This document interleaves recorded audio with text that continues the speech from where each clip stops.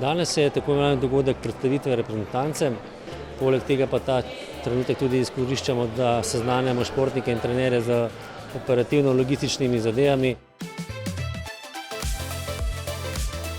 Spoznaš, kdo pravzaprav bo še s tabo predstavljal Slovenijo na evropskih igrah.